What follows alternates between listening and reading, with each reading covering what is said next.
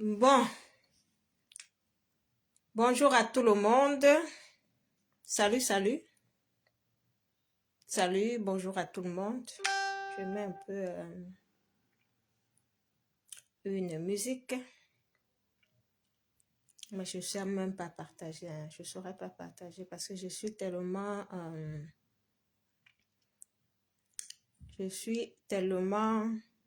Bonjour à tout le monde. Bonjour à tout le monde. Et voilà, bienvenue dans ce Facebook Live. Je ne sais pas partager parce que là, je suis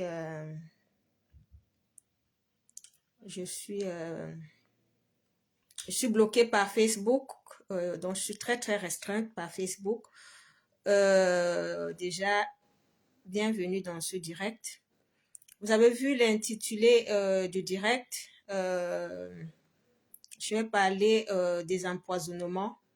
Je vais parler des empoisonnements d'un benguiste au 237. Donc, connectez-vous et partagez le direct si possible.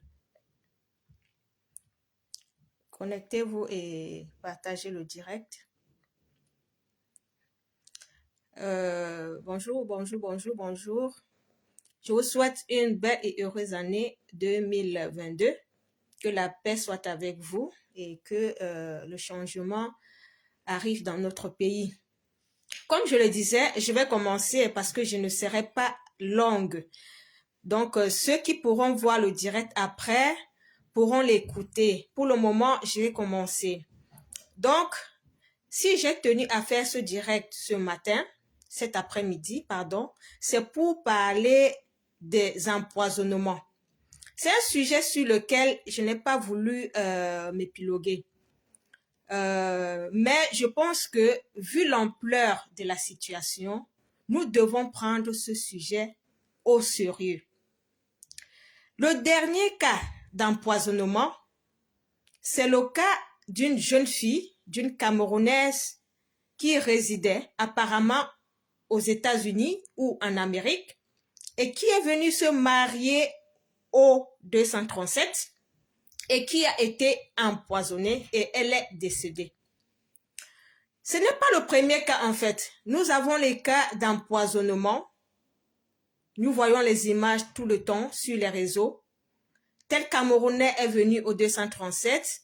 Après, c'est que le Camerounais est décédé de suite d'un empoisonnement.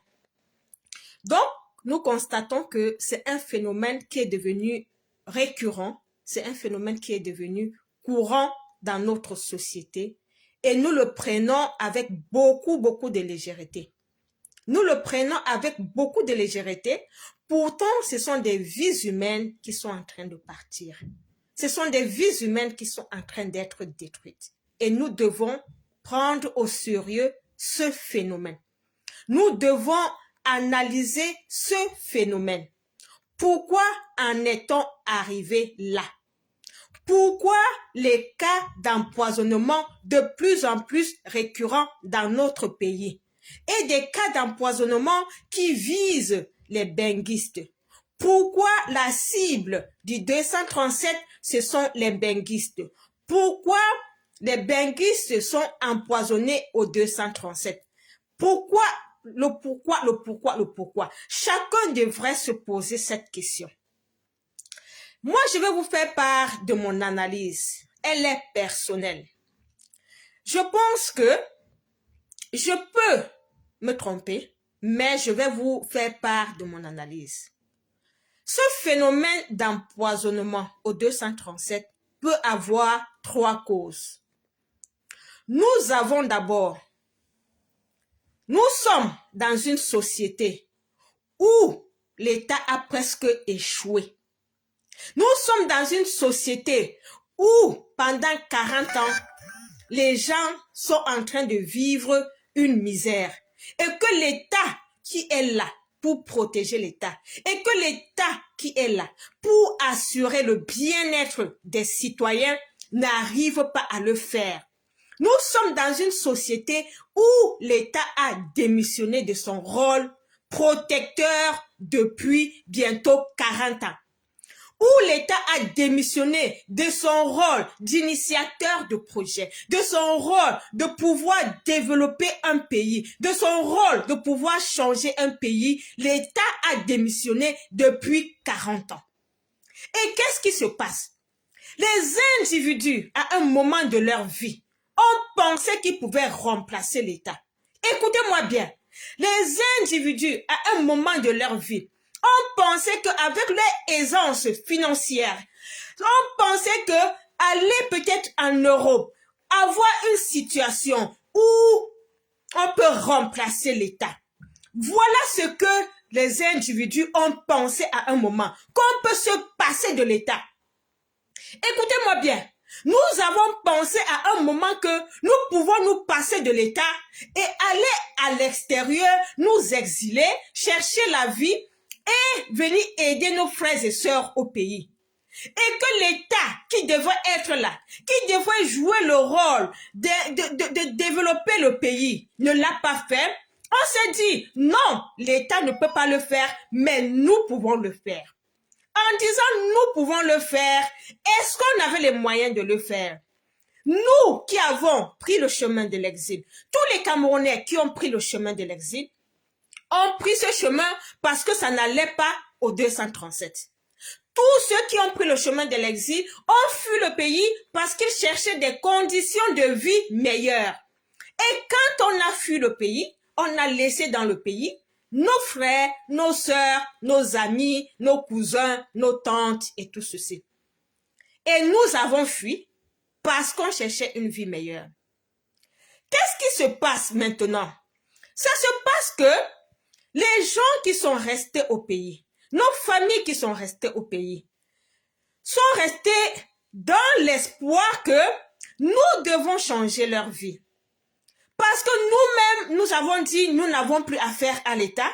Nous allons aller dans un autre pays pour pouvoir avoir une vie meilleure. Mais il se peut que, quand on arrive dans ces pays, après avoir trimé des années et des années de souffrance, vous savez un peu comment ça se passe à l'extérieur, ce n'est pas facile.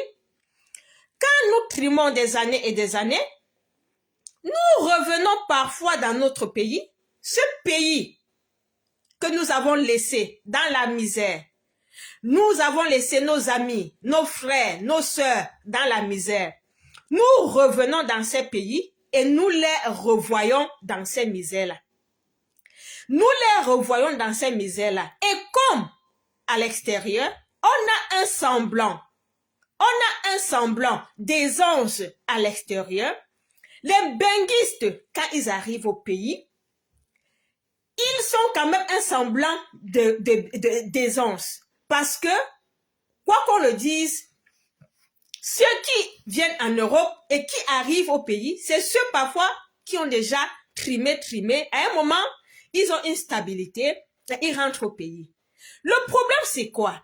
Le problème, c'est que celui qui est au pays ne voit pas la souffrance parce que nous qui venons au pays, vous qui allez au pays, vous montrez à certaines personnes l'aisance.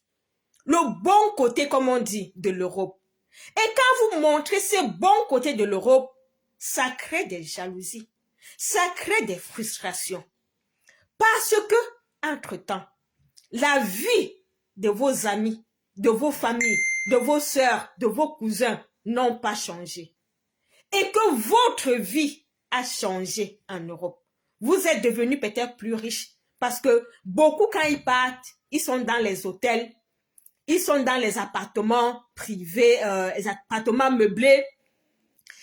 Ainsi, quand vous allez au pays, vous êtes dans les hôtels, vous êtes dans des appartements meublés.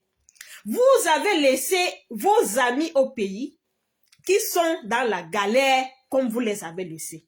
Leur vie n'a pas changé. Leur vie n'a même pas changé. Peut-être les choses même se sont empirées. Peut-être ils sont même devenus seulement plus pauvres. Et quand vous allez, vous montrez les signes extérieurs d'aisance. Et ceci donc,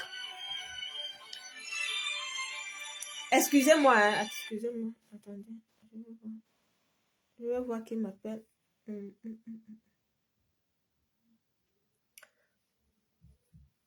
Excusez-moi un peu.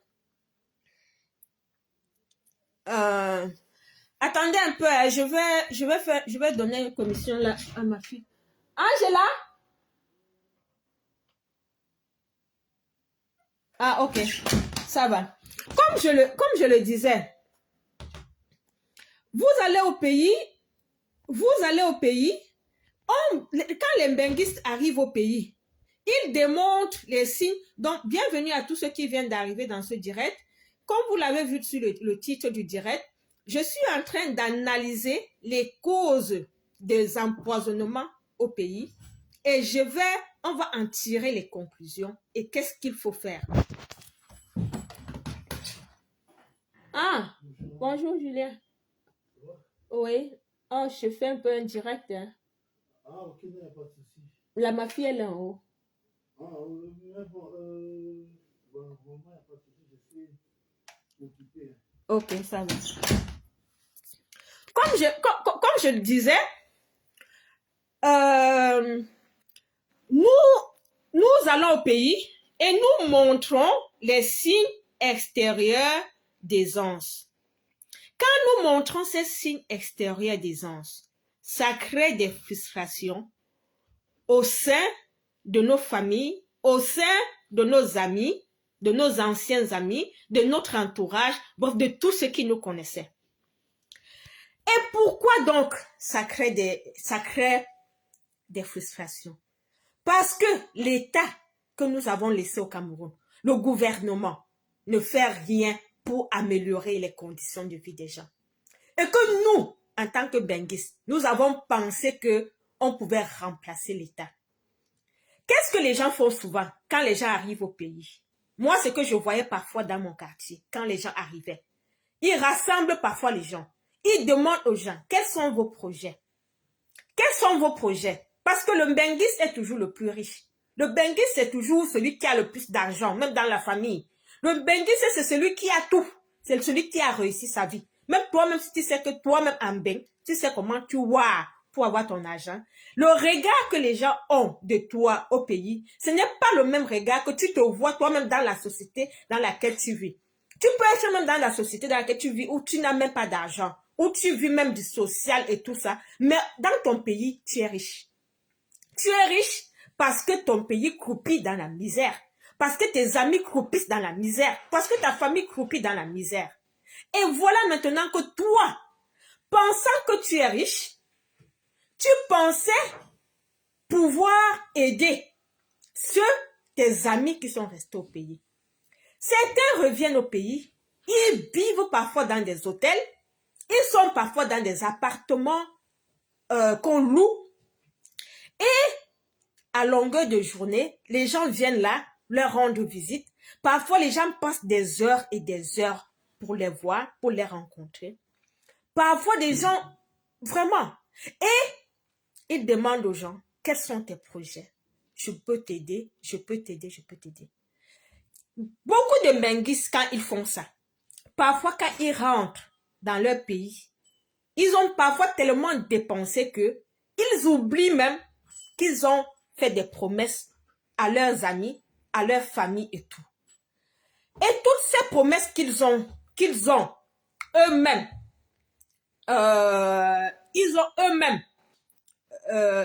je vais même dire quoi? Ils ont eux-mêmes demandé, parce que c'est eux qui demandent souvent aux gens quels sont tes projets. Quand ils demandent cela, quand ils retournent dans leur pays d'origine, bon, ils ne pensent plus qu'il a fait des promesses à des gens. Et qu'est-ce qui se passe à ce niveau? Ça se passe que il ne va plus tenir à ses promesses. Il est retourné en bain, il ne va plus tenir à ses promesses. Son ami qu'il a laissé au pays va être frustré. Sa famille qu'il a laissée, à qui il a promis quelque chose, va être frustrée. Et peut-être 2 ans après, il revient dans son appartement privé. Peut-être il revient maintenant avec son mari, ou il revient, ou elle revient avec sa femme. Voilà un peu des scénarios. Moi, je prends des scénarios pour vous dire un peu qu'est-ce qui se passe. Quelles sont les causes des empoisonnements? Les causes des empoisonnements, c'est la démission de l'État. L'État qui a démissionné de son rôle de protecteur, de ton rôle d'aider la société à se construire. La société est faite des individus. Si l'État n'arrive pas à construire moralement, physiquement, financièrement les individus, on va arriver dans une société de frustration. Et c'est ce qui est en train de se passer dans notre pays. Nous sommes dans une société de frustration. Les gens sont frustrés. Les gens ne sont pas contents. Les gens sont pauvres. Et quand vous, les benguistes, on arrive, on montre les signes des onces, ça crée la jalousie et la méchanceté. Parce que, d'abord, vous ne pouvez pas les aider. Les benguistes, les gens au pays ont compris que les benguistes n'aident pas souvent. Et quand les benguistes n'aident pas, ils viennent encore les narguer avec leur richesse. En fait, c'est ça. Tu vas, Claudette, tu vas dire la cause, c'est juste la méchanceté. Qu'est-ce qui entraîne la méchanceté? Qu'est-ce qui entraîne la méchanceté dans la société? Qu'est-ce qui entraîne l'aigreur dans la société? C'est parce que les gens n'ont pas ce qu'ils veulent. Les gens dans leur quotidien sont tristes. Les gens n'ont pas le minimum. Les gens n'ont pas le minimum. Et l'État a disparu. Il n'y a pas de valeur. C'est l'État qui doit réguler une société. Si l'État n'est pas là pour réguler une société, on perd tous les repères. Et au Cameroun aujourd'hui, nous sommes en perte de repères. Ajouté à la crise, à la pauvreté et tout, nous avons une perte de repères moral au Cameroun. Et tout ça, c'est le rôle de l'État. Nous sommes perdus, nous sommes dans une société où nous sommes perdus. Comment vous expliquez que dans un pays, on tue des étrangers? Vous, vos frères, vos sœurs qui sont dans des pays en Europe viennent au Cameroun et vous les tuez. Comment vous pouvez expliquer cela? Comment vous pouvez expliquer ce degré de méchanceté? Le degré de méchanceté est dû à la misère. La misère n'est pas seulement morale. La misère n'est pas seulement financière, pardon. La misère est aussi morale. La misère est morale, mes chers amis. Et nous sommes dans une société camerounaise où nous sommes plus misérables moralement, même que financièrement. Nous sommes misérables moralement que financièrement. Le pays ne va pas bien. Le pays ne va pas bien. Et j'accuse les benguistes. Parce que les benguistes aujourd'hui qui devaient s'engager dans le chemin du changement pour le pays. Les benguistes qui doivent voir dans leur pays d'accueil comment les choses se passent. Et dire et aider à l'éveil du peuple. Certains ne le font pas. Pour certains benguistes, quand nous sommes ici dans la diaspora, quand nous sommes ici dans le combat, en train de dire que ça ne va pas, certains benguistes, pour eux, tout va bien au pays. Tout va bien au pays, ce n'est pas normal.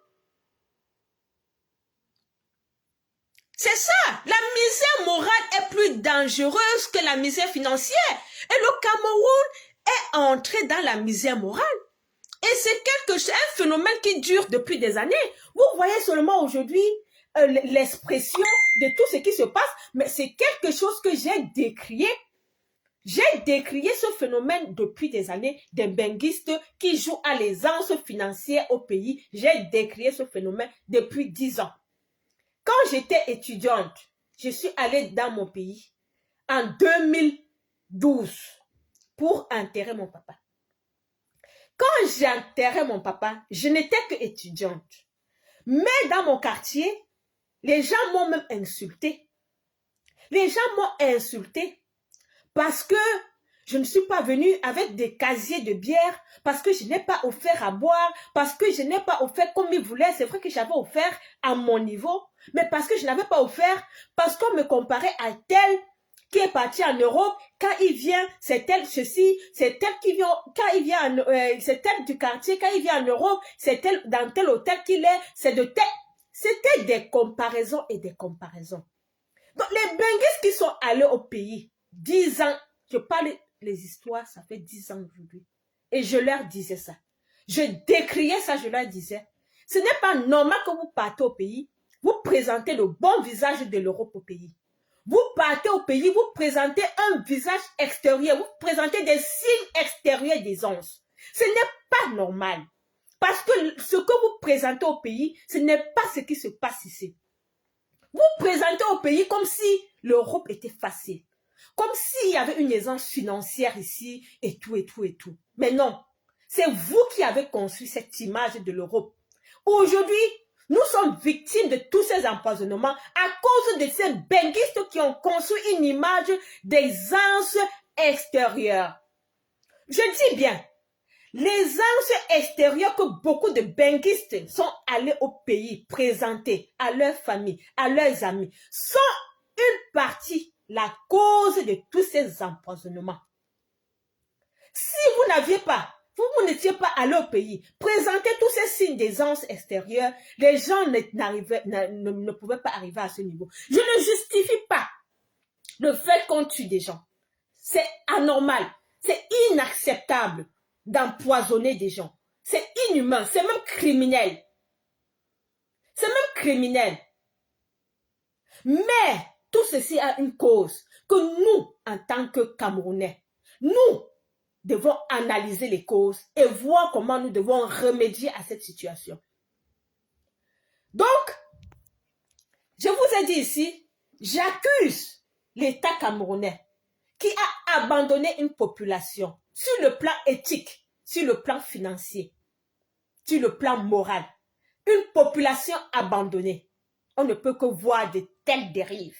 J'accuse les benguistes qui sont allés depuis des années et des années présenter des signes de richesse extérieure à leur famille.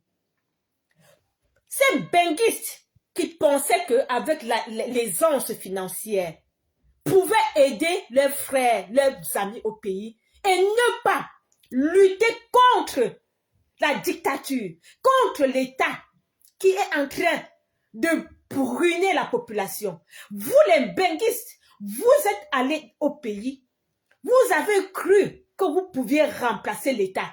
C'est l'État qui a l'argent des gens.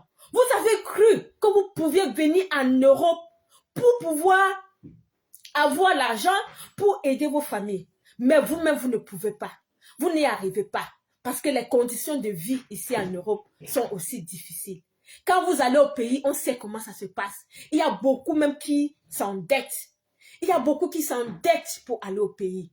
Mais quand vous arrivez au pays, vous ne dites même pas aux gens que vous vous êtes endettés. Tellement vous vivez dans l'aisance que les gens pensent que vous avez de l'argent, vous êtes bien en Europe et tout ça. C'est du mensonge. Et voilà comment les gens profitent. Les gens cultivent la haine. Les gens cultivent la méchanceté. Et voilà où on en est aujourd'hui.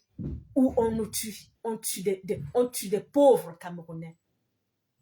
Voilà où, moi, je vous accuse. Je vous accuse parce que vous avez refusé de dénoncer l'État. L'État qui est à l'origine de vos malheurs. L'État qui est à l'origine du malheur même du peuple. Vous avez cru que vous pouviez remplacer l'État. Personne ne peut remplacer l'État. Parce que l'État dispose de tous les moyens pour rendre chaque citoyen heureux dans son pays. Vous ne pouvez pas remplacer l'État. Il est temps pour vous de dénoncer tout ce qui est dans notre pays. Il est temps pour vous de dénoncer l'État, de dénoncer la corruption, de dénoncer le vol, de dénoncer le pillage, de dénoncer la dictature. Il est temps pour vous de le faire. Vous avez cru qu'avec vos petites vies, vous pouviez faire... Non, vous avez créé de la méchanceté, vous avez créé des frustrations, vous avez créé... Et aujourd'hui, nous sommes en train de payer. Nous sommes en train de payer. Des familles sont endeuillées aujourd'hui à cause de tout un comportement collectif. Nous sommes en train de payer aujourd'hui. Et celui qui te tue n'est pas loin. Celui qui te tue n'est pas loin. Il fait partie de ton entourage. Il fait partie de ton entourage. Celui qui te tue n'est pas loin. Imaginez, moi-même si je vais au pays, et que j'ai laissé une amie au pays. Je prends l'exemple sur moi, si je vais au pays aujourd'hui. J'ai laissé une amie au pays qui n'est pas mariée, qui n'a pas d'enfant, qui n'a rien.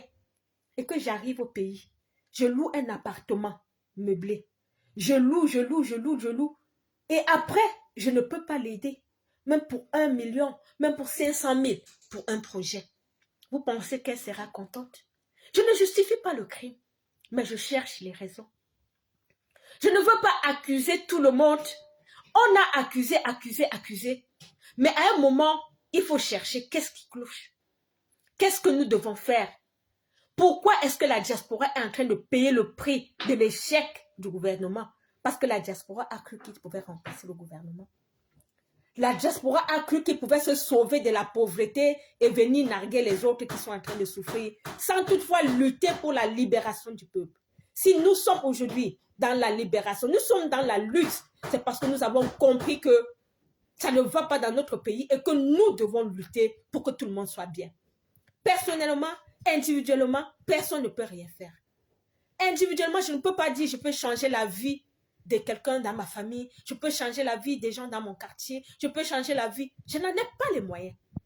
Je n'en ai pas les moyens. Mais c'est l'État qui a les moyens. L'État a les moyens pour tout le monde. L'État a les moyens pour tout le monde. Et nous ne pouvons pas nous mettre à la place de l'État. Nous voyons ici, en Europe où nous sommes.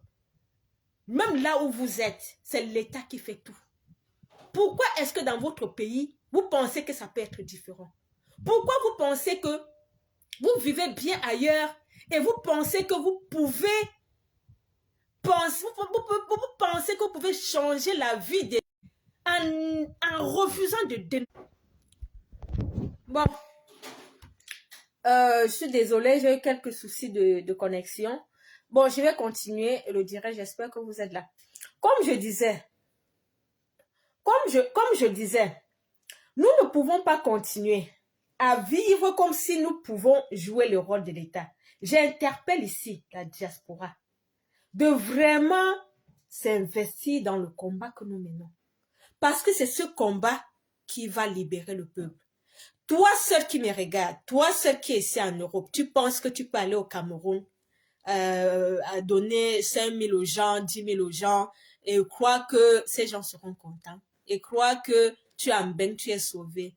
Mon frère, ma soeur, non. Notre pays va très très mal. Et il est temps aujourd'hui que chacun vraiment s'investisse dans ce combat. Que chacun prenne au sérieux le combat que nous, les Amazones, que nous, la brigade anti-Sadina, que nous menons. Il est temps que chacun prenne au sérieux ce combat. Parce que c'est un combat collectif. Si nous sommes en train de lutter dans la diaspora, c'est parce que nous voyons un peu ce qui se passe ici chez les Blancs. Nous voyons comment la société fonctionne et que le bien-être commun est une priorité de l'État. L'individu seul ne peut rien. Bonjour Georgette, bonne année. Bonjour. L'individu seul ne peut rien. Donc, mes chers amis, je vous ai brossé les causes des empoisonnements des benguistes au 237. J'ai parlé de l'échec de l'État. Un État durant 40 ans qui a appauvri une population. Une population qui est pauvre moralement, qui est pauvre financièrement. On ne peut créer que des frustrations et de la méchanceté.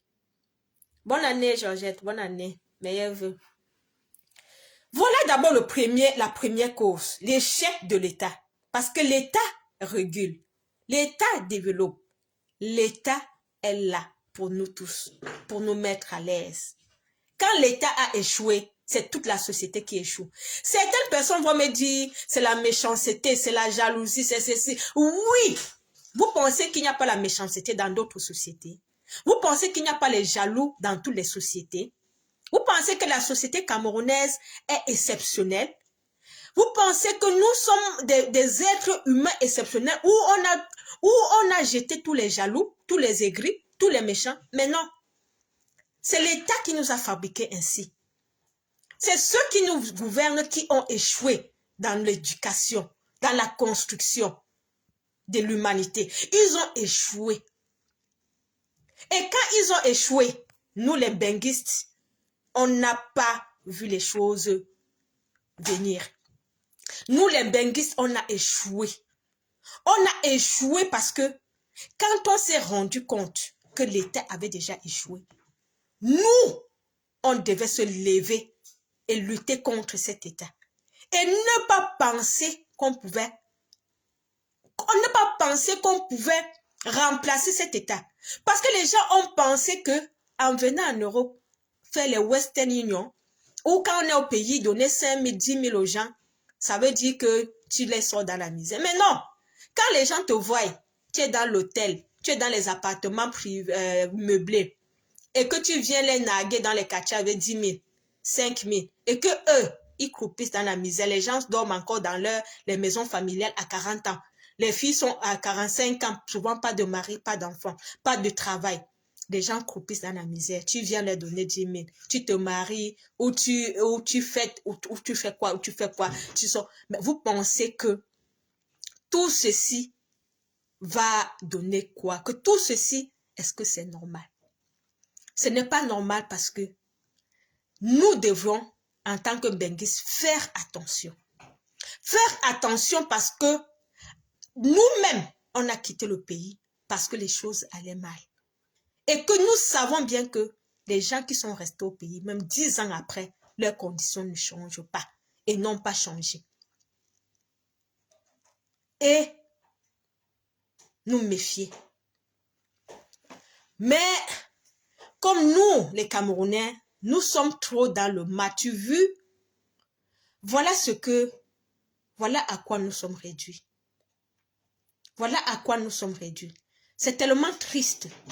Quand je lis les histoires sur Facebook, et la dernière histoire de cette jeune fille mariée, fraîchement mariée et empoisonnée, vraiment, j'ai mal au cœur. J'ai mal au cœur parce que comment est-ce qu'on en est arrivé là, qu'une jeune fille se marie quelques jours après, elle est empoisonnée? Comment est-ce qu'on en est arrivé là? Pourtant, elle a invité des gens à cette cérémonie de mariage, sa famille, ses amis. Et qu'elle soit empoisonnée, mes amis, le mal est profond. Le mal est profond. Le mal est très, très profond. Vous n'imaginez pas l'ampleur de ce que notre pays est en train de devenir. Mais le mal est profond.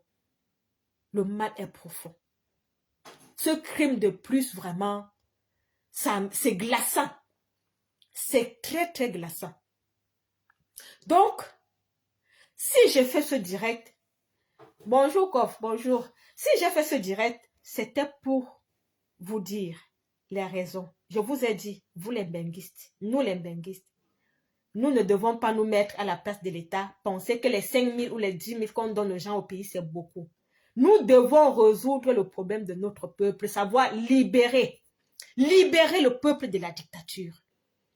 Nous pensons qu'en investissant au pays, ça va résoudre le problème. Non. Nous ne pouvons pas donner le travail à tous les Camerounais. Nous ne pouvons pas donner l'eau potable à tous les Camerounais. Nous ne pouvons pas donner des routes à tous les Camerounais. Nous ne pouvons pas donner un logement décent aux Camerounais. Qu'est-ce qu'on doit faire? On doit pouvoir chercher qu'est-ce qui ne va pas. L'État qui a l'obligation de leur donner tout ce qu'on devrait leur donner ne fait pas son travail. Et qu'est-ce qu'on fait? On doit chasser tous ces gens, tous ces criminels, tous ces ministres, tous ces gens-là qui prennent l'argent de la population et se servent pour leurs propres intérêts. Ça, ce sont ces gens qui doivent être pourchassés. Ce n'est pas toi, le benguiste, qui va aller au pays penser que tu vas changer la vie de quelqu'un et laisser l'État qui devrait changer la vie. Parce que toi-même, quand tu es dans le pays de quelqu'un, c'est l'État qui change ta vie. C'est l'État qui change ta vie. si tu es au Canada, aux États-Unis, en France, en Belgique, c'est l'État qui change ta vie. C'est les structures que l'État a mis sur pied. Quand tu n'as pas de travail, tu as une allocation pour le chômage. Quand tu as du travail, tu as un bon contrat. Quand tu n'as pas de l'argent, il y a un social. Quand tu n'as pas de maison, l'État peut te donner la maison. Quand tu n'as pas ceci, l'État peut te donner à manger. Quand tu n'as pas... Et vous voyez ça, comment ça se passe chez les Blancs. Au lieu de chasser l'État, qui est un problème chez nous, qui prend pour lui, vous avez pensé que vous pouviez remplacer l'État. Vous pensiez que vous pouvez laisser Paul Biya là où il est et commencer à envoyer 10 000, 20 000 à vos amis. Hein? Donc vous pensiez que cela, vous pouviez le faire, mais non. La cause, c'est l'État. L'État et nous-mêmes. Chacun doit prendre conscience que il faut s'engager pour que cet État parte. Il faut s'engager pour que ceux qui nous dirigent partent. J'en ai fini avec les causes. Maintenant, je viens aux conséquences. Vous avez constaté, depuis que les gens sont en train de mourir, les Mbenguistes sont en train de mourir, quelles sont les mesures qui ont été prises? Depuis que les Mbenguistes sont empoisonnés au pays, quelles sont les mesures qui ont été prises, même par l'État? Quelles sont les mesures? Je ne sais pas, mais ça fait au moins tout le temps, il y a ce problème. Quelles sont les mesures qui ont été prises? Quelles sont les mesures qui ont été prises par les ambassades? Déjà même par les ambassades. Quand tu vas prendre le visa ou bien quand tu... Je ne sais pas. Quelles sont les mesures de sensibilisation qui ont été prises par les autorités pour protéger les Mbenguistes? Quelles sont les mesures? Vous vous êtes posé la question. Depuis que les gens sont en train de mourir, y a-t-il un procès qui a été intenté? Y a-t-il un procès qui a été intenté? Parce qu'on dit, les familles disent, on l'a empoisonné. Est-ce qu'on a cherché à savoir d'où viennent ces poisons? Est-ce qu'on a inculpé des personnes? Comment est-ce que, même dans une société où l'État a échoué, nous, en tant qu'individus, nous n'arrivons pas à prendre nos responsabilités? Nous laissons les gens mourir tous les jours. En attendant la prochaine personne, on laisse les gens mourir. Est-ce que ceux qui sont empoisonnés, les familles qui sont empoisonnées, est-ce qu'il y a des mesures qui sont prises? Est-ce qu'il y a des gens qui sont inquiétés? Toutes ces personnes qu'on empoisonne tous les jours, est-ce qu'ils se sont déjà réunis un jour pour dire, on va créer même un collectif pour voir d'où viennent ces poisons? Est-ce que dans les hôpitaux, on a déjà analysé les poisons qui sont en train d'être sur les poisons? Est-ce que le ministère de la Santé s'est déjà enquéré de la situation pour analyser les poisons? Est-ce que l'autopsie est faite sur les corps pour voir la substance toxique, c'est quel poison qu'on utilise? Et que on voit ces poisons, on interdit la vente des poisons. Comment dans une société, on vend le poison facilement? Comment peut-on empoisonner les gens facilement dans une société et que l'État, le ministère de la Santé, le ministère tout n'ait pas un regard sur ce qui se passe dans la société? Pour qui est-ce qu'il travaille?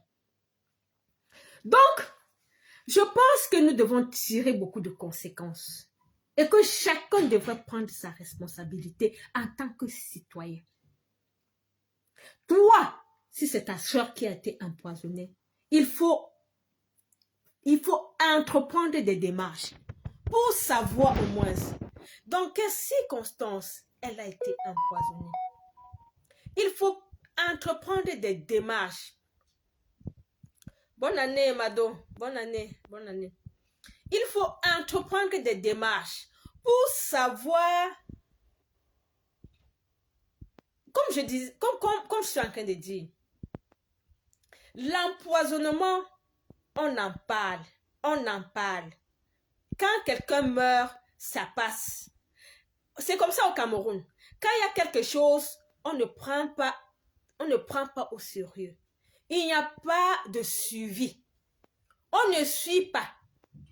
Et du fait qu'on ne suit pas, le problème ne peut pas être résolu. Toutes ces personnes qu'on a empoisonnées, toutes ces benguistes qu'on a empoisonnées, pourquoi est-ce qu'ils ne peuvent pas créer un collectif? Créer un collectif. Partagez vos expériences. Créez un collectif. Interpellez le gouvernement. Parce que ce n'est pas un benguiste, ce n'est pas deux. C'est au moins 10 benguistes déjà qui sont dans l'empoisonnement. Et vous laissez passer. Non, parce que ce n'est pas mon frère. Non, ce n'est pas ma soeur. Non, ce n'est pas moi. Non, ça ne concerne que les autres. Et personne ne prend le problème au sérieux. Voilà où on en est. Voilà où on en est au point où une jeune femme qui vient se marier, on a le courage d'empoisonner une jeune femme qui est venue se marier. Mes frères et sœurs, on a touché le fond. On a touché le fond. Si on ne pense pas dans notre pays à agir collectivement, on ne pourra pas voir le bout du tunnel. Apprenons à agir collectivement. J'interpelle ici toutes ces familles victimes d'empoisonnement. J'interpelle ces familles de se constituer en collectif. De se constituer en collectif pour dénoncer ces empoisonnements et pour interpeller le gouvernement sur comment est-ce que les gens se procurent ces poisons. L'origine de ces poisons. Pourquoi les poisons sont vendus de manière avec aisance dans nos sociétés? D'où viennent les poisons? Qui vend les poisons? Voilà les questions que vous devez poser au gouvernement. Ne vous laissez plus distraire. Ne vous laissez plus vos gens mourir. Les vies humaines comptent. Et l'État a une responsabilité sur la vie des citoyens. L'État a le droit, l'obligation de vous assurer, de vous protéger. Dans une société où tout le monde peut avoir accès au poison, le ministère de Santé doit être à la barre. Le ministère de la Santé doit s'exprimer sur ce phénomène qui prend de l'ampleur dans notre société. Et c'est grâce à vos actions que ce ministère peut être interpellé. Ce sont tous ceux qui ont été victimes. Constituez-vous un collectif. Écrivez une lettre. Interpellez les médias. Interpellez les ministères. Faites-vous entendre. Allez dans les médias. Communiquez sur ce que vous avez vécu. Vous ne pouvez plus rester dans le silence. Quand vous restez dans le silence, vous tuez d'autres Camerounais. Quand vous restez dans le silence, vous tuez d'autres Camerounais. Il faut dénoncer. Il faut dénoncer et entreprendre des actions qui vont viser à sanctionner tous les acteurs, tous ceux qui sont les victimes. Parce que depuis que j'entends on empoisonne les gens, je n'ai pas entendu qu'on a interpellé quelqu'un. Mais si on a empoisonné, c'est quelqu'un qui a empoisonné. On n'a jamais interpellé quelqu'un qui a empoisonné. C'est quand même curieux. Donc, mes chers frères et sœurs, prenons ce phénomène au sérieux. Prenons ce phénomène au sérieux et agissons collectivement. Ça peut arriver à chacun parmi nous. Ça peut arriver à tout le monde. Quand tu demandes ça s'est passé quand? Je ne sais pas si tu n'as pas vu sur les réseaux. Ce matin, sur les réseaux, il y a l'histoire d'une Camerounaise qui est allée se marier au pays. Les photos circulent. Sa photo même de mariage, des vidéos. Elle est allée se marier et a été victime d'un empoisonnement et en est décédée. Cette fille est décédée de suite d'un empoisonnement. Ce n'est pas le premier cas. Ce n'est pas le premier cas. Nous voyons, nous lisons tous les jours les empoisonnements des benguistes sur les réseaux. Et nous faisons comme si on n'a pas lu. Nous faisons comme si rien ne se passe. Et les gens meurent. Les gens meurent de cela tout le temps. Nous devons prendre au sérieux ce phénomène. Et avant de trouver des solutions, j'invite les benguistes ici d'être très vigilants. J'invite les benguistes d'être humbles. D'être humbles. Je sais que vous, les Camerounais, nous, les Camerounais, l'humilité, ce n'est pas notre affaire. On aime bien se faire voir. Mais aujourd'hui, ce n'est plus le temps de se faire voir. Notre pays traverse des moments difficiles. Notre pays traverse des moments difficiles sur le plan social. Donc, pour ceux qui avaient l'habitude de se faire voir au pays, de louer des trucs, d'aller montrer de l'aisance, s'il vous plaît, mettez un peu pause à cela. Mettez un peu pause à cela le temps que le mauvais vent qui est en train de souffler dans notre pays passe. Parce que votre vie en dépend. Donc, si vous voulez aller au pays, soyez sobre, soyez humble et soyez méfiants. Même ceux qui organisent les mariages et tout ça, si vous pouvez organiser même votre mariage ici en Europe, organisez votre mariage ici en Europe. Vous pouvez organiser votre mariage ici.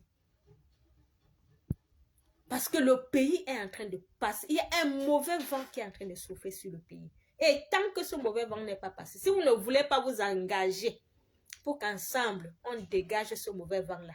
Si vous ne voulez pas vous engager, qu'on dégage tous ces gens-là, restez chez vous tranquille. Si vous ne voulez pas mourir, restez chez vous tranquille. Soyez humble. Évitez même d'aller au pays. Évitez même d'aller au pays. Parce que j'entends souvent d'autres même qui se moquent même de nous les combattants que vous ne pouvez pas aller au pays. Vous ne pouvez pas aller au pays en rien. Oui, beaucoup de Camerounais parfois se moquent de nous. Vous ne pouvez pas aller au pays. Vous êtes fichés, vous êtes fichés. Vous êtes fichés, vous ne pouvez pas aller au pays. Vous parlez souvent ça en rien, pensant que nous, on va au pays pour blaguer. Vous moquez même de nous en disant que ne peut pas aller au pays parce que vous partez au pays enjoy. Voilà maintenant l'enjoyment là que même vos gens du pays ont dit que vous n'allez même pas enjoy. Donc la différence entre vous et nous, c'est quoi maintenant? Nous sommes tous en train de lire l'heure. Hein, mes chers amis, nous sommes tous en train de lire l'heure. Il y a quelques années ici, les gens se moquent, même jusqu'à maintenant, j'ai des amis qui se moquent de moi pour dire, Annie, tu ne peux pas aller au pays. Annie, tu ne peux pas aller au pays. Comment tu peux faire 5 ans comme ça, 10 ans, 8 ans déjà que tu as fait, tu ne pars pas au pays. Ça fait déjà combien d'années tu n'es pas allé au pays? Ils se moquent de moi. Ils vont au pays tous les années, enjoy. Maintenant, on s'est engagé dans un combat parce qu'on a vu que ça n'allait pas. On a vu que ça n'allait pas. On a mis un point. On a mis pause sur nos vies. On a mis pause sur nos vies parce que le pays va mal. Et quand on a dit aux gens, depuis que nos vies sont à pause parce que le pays va mal, vous pensiez que nous sommes derrière Kamto, que nous, on veut que c'est Kamto qui prenne le pouvoir. Nous, c'est Kamto, c'est Kamto. C'est Kamto qui empoisonne les gens. C'est Kamto qui empoisonne les gens. Vous tous aujourd'hui, on parle souvent que si on te parle, tu ne comprends pas. Les faits vont te faire comprendre. Vous êtes en train de comprendre aujourd'hui le pourquoi nous sommes dans le combat. Vous êtes en train de comprendre aujourd'hui pourquoi il est important de combattre.